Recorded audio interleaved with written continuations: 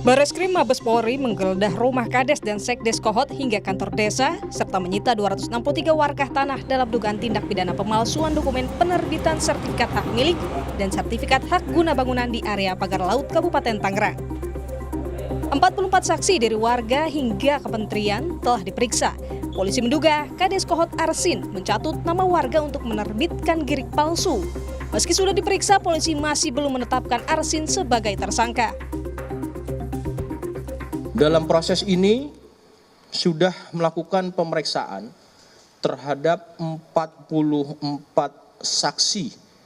Ya, teman-teman menanyakan siapa saja, tentu ini dari ada masyarakat, ada perangkat desa, ada kepala desa, kemudian ada juga dari pemerintah daerah setempat, termasuk dari kementerian. Tentu ini langkahnya pada status saksi, ya.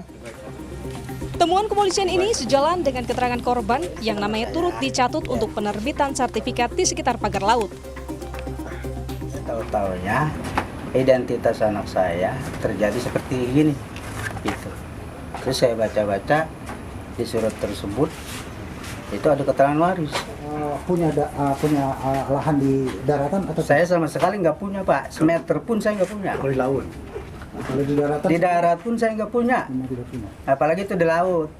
Itu laut kan laut negara, Pak. Tapi tiba-tiba ada penerbitan itu, Pak. Iya itu, Pak.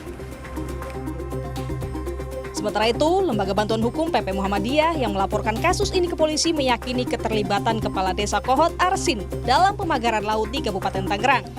Ketua Riset dan Advokasi LBH PP Muhammadiyah Gufroni berharap seluruh yang terlibat dalam kasus pagar laut dapat dikenai sanksi hukum.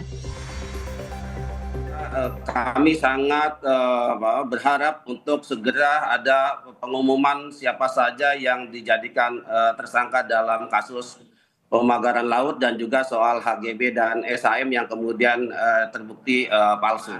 Yang sedang diusut ini kan untuk desa Kohot ya.